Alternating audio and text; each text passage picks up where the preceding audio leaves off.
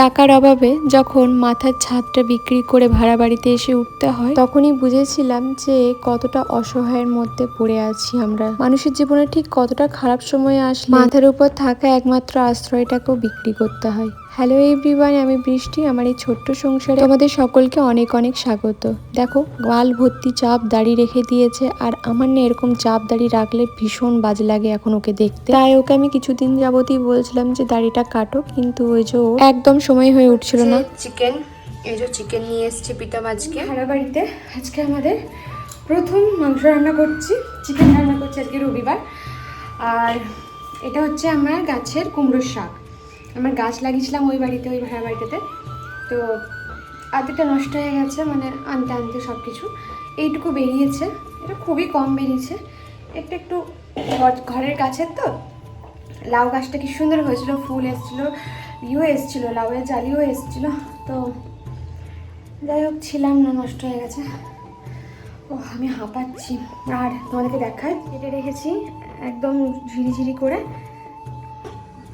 এখানে মশলা বেটে রেখেছি একদম, দেখতেই পাচ্ছ। মানে খুব ঝালঝাল করে মাংসটা রান্না করব, কারণ আসলে কিছুদিন যাবত জল ঘাটা হচ্ছে প্রচণ্ড, একটু ঠান্ডা ঠান্ডাও লেগেছে। আজকে রাতে প্রীতম বলে যে রান্নাঘরটা দুদিন মিলে বাগাবো, কারণ আমার শরীরটা দুদিন খুব খারাপ ছিল, রাতে বেলা ভীষণ টায়ার্ড লাগছিলো।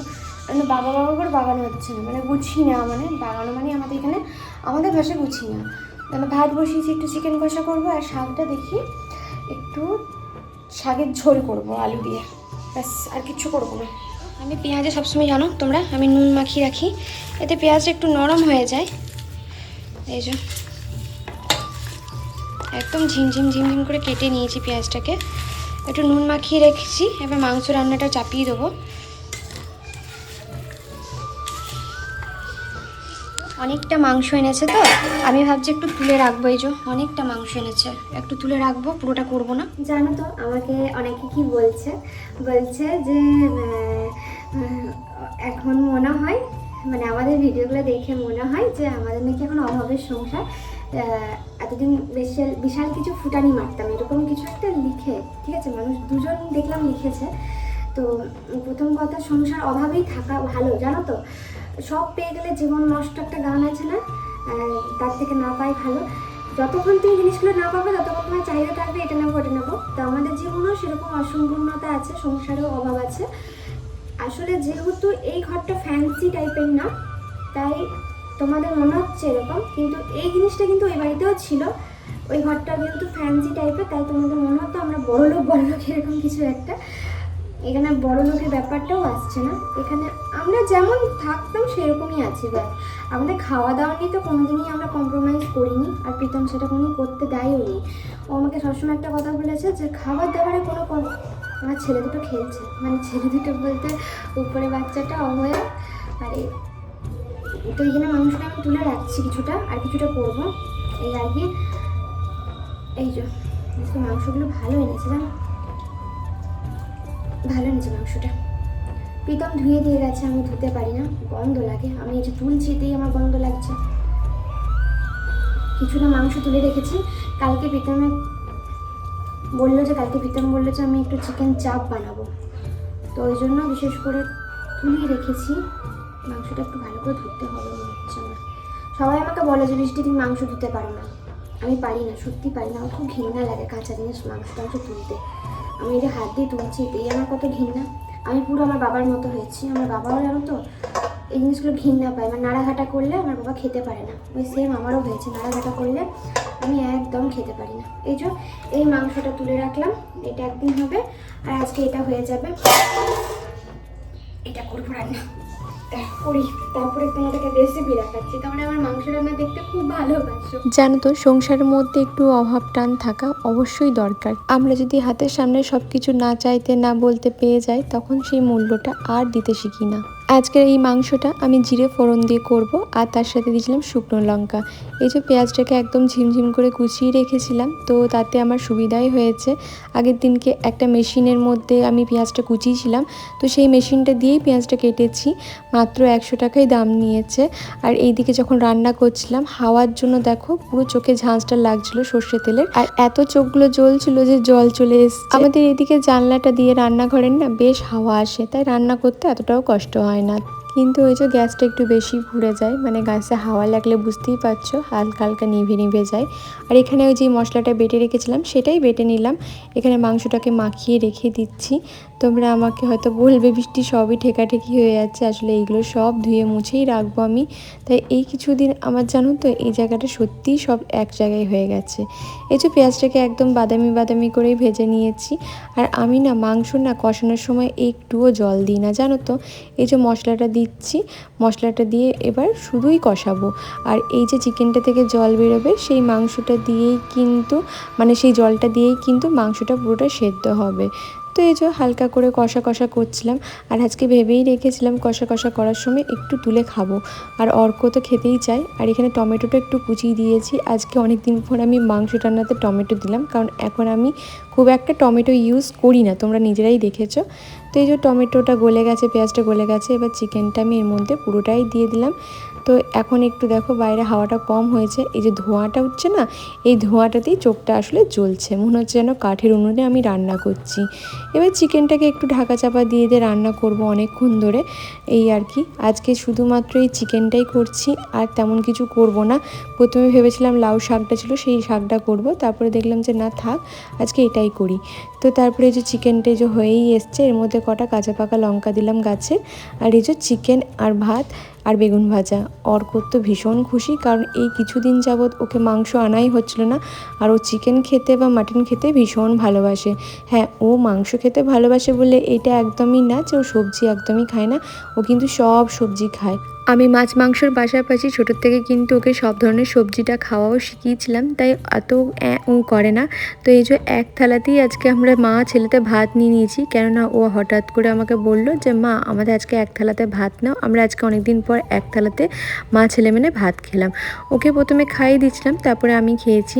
আসলে এক থালাতে খেলে জানো তো, অর্ক হয়তো ভাতটা একটু বেশি খায়, খেতে পারে, খাইয়ে দিতে পারি, কিন্তু কি বলো তো আমার আবার খেতে মানে খাওয়াটা না কেমন আস্তে আস্তে যেন মরে যায়, মানে আমি আবার বেশি খেতে পারি না। তার কারণ হচ্ছে ওকে খাওয়াতে খাওয়াতে আমি খেলে না একভাবে খেতে পারি না, আর আমি থেমে থেমে খেতে পারি না, জানো তো, আমার খিদেটা চলে যায়। তো এখানে অর্ক বসলো মা বেশ ভালো হয়েছে, আর একটু না মাংসটা আজকে সত্যি ঝাল ঝাল দিয়ে করেছিলাম, বেশ কিন্তু ভালো লাগছিলো খেতে, মানে মুখটা ছেড়ে যাচ্ছিলো। তো এখানে দুপুরে খাওয়া দাওয়া করে, আর কারেন্ট ছিল না, অনেকে আমাকে বলেছে ইনভার্টার নিয়ে নিতে। আমরা দেখি একটু একটু করে আস্তে আস্তে নিজেদেরকে সেটেল করছি। তোমরা হয়তো এই সময় আমার পরিস্থিতিটা বুঝতে পারছো যে আমার পরিস্থিতিটা কেমন চলছে। হয়তো তোমাদেরকে বলে আমি বোঝাতে পারবো না এখন আমার পরিস্থিতিটা কেমন। তো এটা হচ্ছে রাতের ভিডিও, রাতে খাওয়া দাওয়া করে শুয়ে পড়েছিলাম। তারপরের দিনকে আমি প্রীতমকে আর অর্ককে পাঠিয়েছিলাম হচ্ছে সবজি বাজার করতে। তো ওরা দুজন গিয়েছিলো সবজি বাজার করতে, আর অনেক সবজি নিয়ে চলে এসছে, আর তার সাথে নিয়ে এসছে মাছ। চিংড়ি মাছটা মোটামুটিও ভালোই নিয়ে এসছিলো, বাট এবারে যে বড় মাছটা নিয়ে এসছে, বড় মাছটা না মানে ফ্রেশ না, সেটা দেখেই বোঝা যাচ্ছিলো। মানে খেতে খারাপ না, বাট ফ্রেশ ছিল না, সেটা বুঝতে পেরেছি। তো তোমরা জানো আমি এই বেসিনটাতে মাছ ধুই না, প্রীতম আরও কিছু জিনিস বার করেছে, তো সেই কারণে দেখো আমাকে আবার এই ঘরটাকে বাগাতে হবে।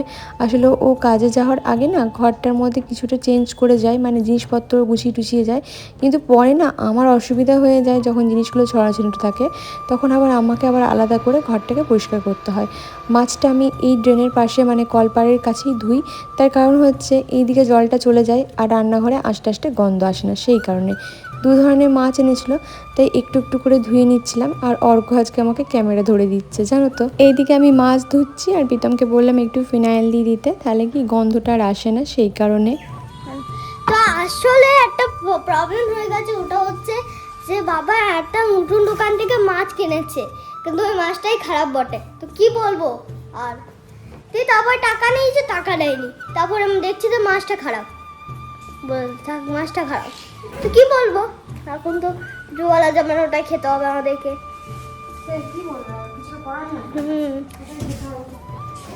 আমি বললাম যে আগের থেকে যদি কিনেছো না তাহলে দেখবেন আমার থেকে খারাপ কি হবে না।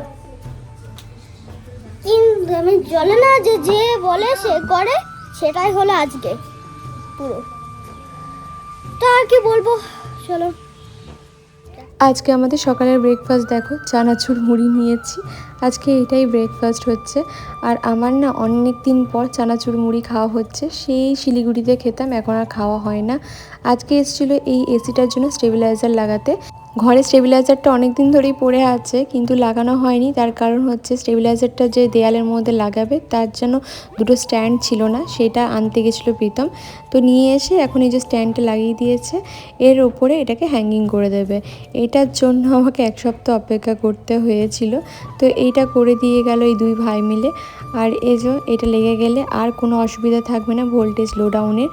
আর এইদিকে দেখো টিভিটাও লাগানোর জন্য ওদেরকে বলেছিলাম, বাট এইখানে একটা ভুল হয়ে গেছে। সেটা হচ্ছে টিভিটাকে একদম উল্টো দিক করে লাগিয়ে দিয়ে চলে গেছে, বুঝতেও পারিনি জিনিসটা।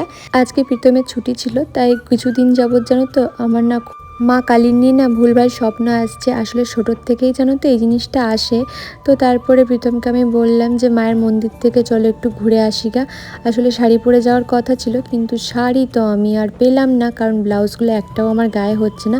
আমি অনেকটা ওয়েট লস করে ফেলেছি সেই কারণে। তো ভাবলাম নতুন কুর্তিটাই পরে যাই। আর এই কুর্তিটা আমি আজকে নতুন ভাঙলাম। তো দেখো বেশ সুন্দর কুর্তিটা, আমার তো বেশ ভালোই লেগেছে। এইরকম জিন্সের প্যান্টের সাথে পরার জন্য এই কুর্তাগুলো বেশ ভালো লাগে। আর পেছনে এরকম ফিতে টাইপের ডিজাইন ছিল, আমার তো খারাপ লাগছিলো না, ভালোই লাগছিলো। আর প্রীতমও বললো যে বেশ সুন্দর কুর্তার ডিজাইনটা। তো তোমাদেরকে লিঙ্ক দিয়ে দেবো, আমি ঠিক করে লাগাতে পারিনি যদিও বা। তো প্রীতম বলছিল ভালো লাগছে দেখতে, সুন্দর লাগছে। তো আমার এই কালারটা পছন্দ হলো, আমি এটাই নিয়েছি। তো এখানে আমি রেডি হয়ে গেছি, প্রীতম, আমি, অর্ক। এবার একটু বেরোবো মায়ের মন্দিরের জন্য, মাকে দর্শন করে তারপরে বাড়ি আসবো। তো এই যে মায়ের মন্দিরে চলে এসেছি। আমরা যেহেতু বিকাল করে গেছিলাম, তো প্রথমে গিয়ে পুরোহিত বললো যে মা শয়নে ছিল, তুমি গিয়ে মন্দিরটা খোলো। তো আমি গিয়ে মন্দিরটা খুলে মাকে দর্শন করলাম। তারপরে আমাদের যে দুর্গাপুরে এদিকে ইস্কন আছে সেখানে গেছিলাম একটু দর্শন করতে। আসলে আমি না দুর্গাপুরের ইস্কনে প্রথমবার এলাম, আমি কোনো দিন যাইনি।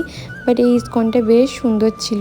এখানে মনে হয় কিছু স্ট্রাকচারের কাজ চলছিল, সেই কারণে মনে হয় এরকম অবস্থা হয়ে আছে। এখানে এসে দেখছি জগন্নাথের কি সুন্দর 3 মূর্তি ছিল, তারপরে আজকে সাদা সাজিয়েছিল। তো এখানে একটু প্রণাম করে আমরা চলে এসেছি বাড়ি। এখনও পর্যন্ত আমাদের টিভির যে লাইনটা ওটা এখনও করা হয়নি।